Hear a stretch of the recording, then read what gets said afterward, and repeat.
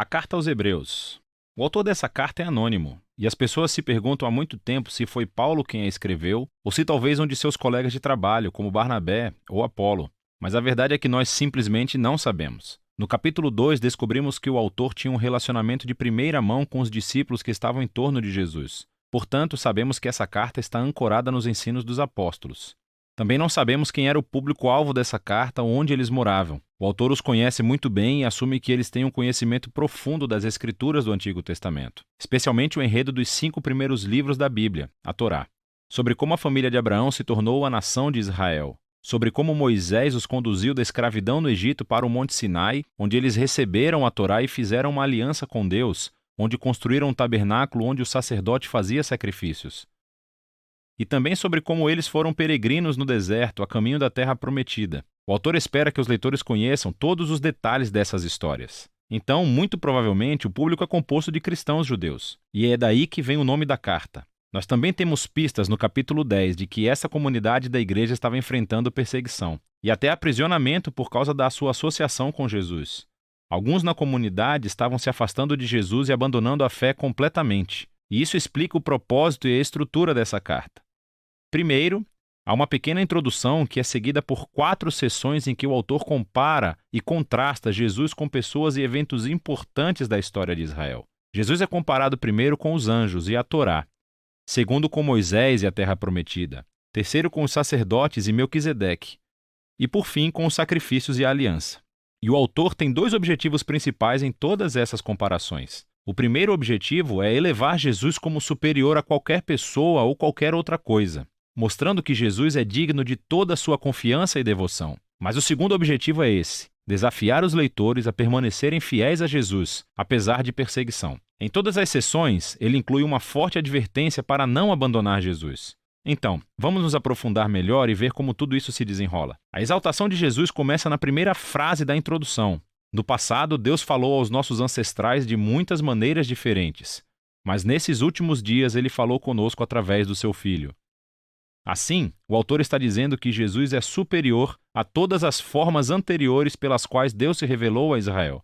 Ele então faz uma assombrosa afirmação de que Jesus é o esplendor da glória de Deus e a impressão exata da natureza de Deus.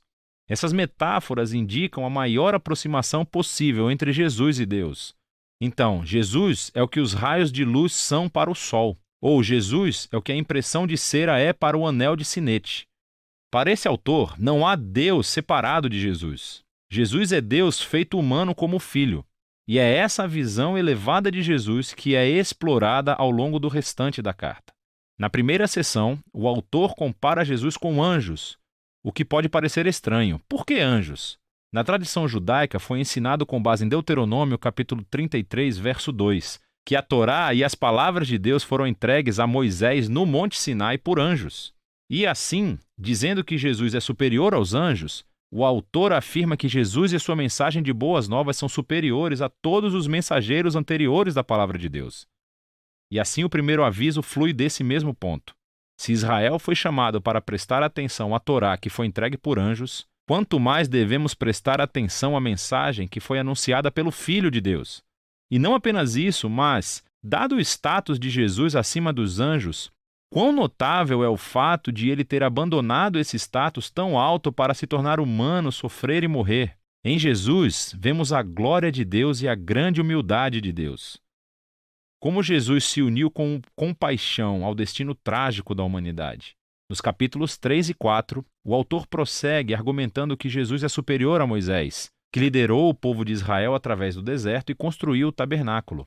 Jesus também é o líder do povo de Deus. Mas nele não vemos o construtor de apenas de uma tenda, mas sim de toda a criação.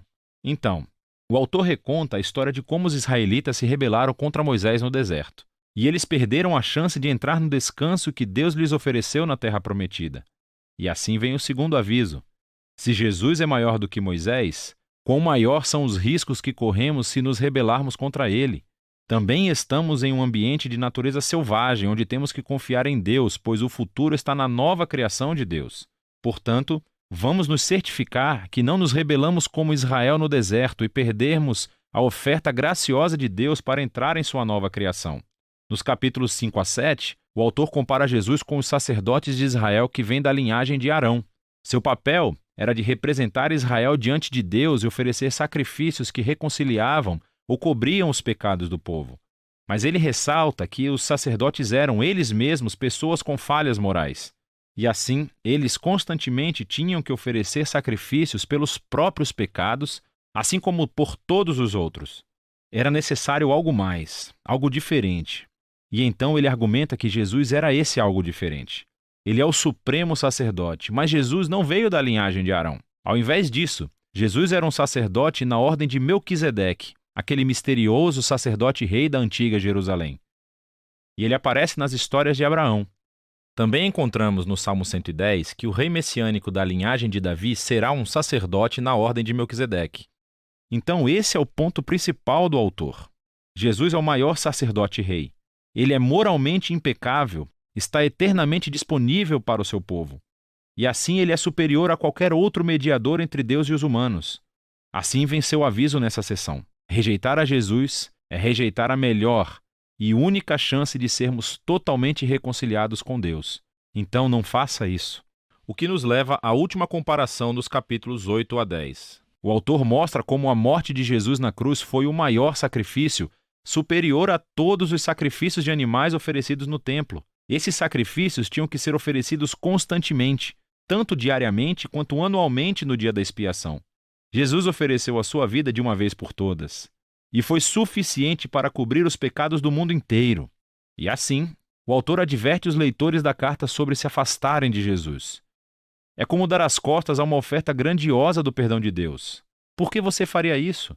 O sacrifício de Jesus é permanente, ele diz, e é o fundamento para a nova aliança mencionada nos profetas, onde todos os pecados são perdoados. Então, agora que o autor elevou Jesus através de todos esses contrastes, essa seção final é o grande desafio para seguir Jesus. Então pense no todo. Em Jesus, eles encontraram a palavra de Deus. Em Jesus, eles têm esperança para a nova criação. Jesus é o eterno sacerdote deles, o sacrifício perfeito. E agora devem seguir todos os grandes modelos de fé encontrados em toda a história das Escrituras. E eles devem permanecer fiéis a Jesus, confiando que, apesar de todas as dificuldades e perseguições, Deus não abandonará o seu povo. Esse é o fluxo básico de pensamento em toda a carta. O que o autor chama aqui mesmo, no final, de uma breve palavra de exortação. Aqui estão algumas dicas extras para ler essa carta. Sempre que o autor cita as Escrituras do Antigo Testamento, o que acontece em quase todas as frases, pare. Procure a referência e leia a frase no seu contexto original. E, às vezes, você ficará perplexo, mas com mais frequência verá todos os tipos de conexões extras que você nunca teria observado de outra forma. O esforço vale totalmente a pena. Você também deve saber que essas passagens de advertência farão você se sentir desconfortável, e esse é o objetivo. Elas não estão lá para causar medo. Elas estão lá para te mostrar que rejeitar Jesus é tolice, porque ele é incrível. Todas essas advertências servem o propósito maior da carta, mostrar que Jesus é a revelação final do amor e da misericórdia de Deus. E é disso que se trata a carta aos Hebreus.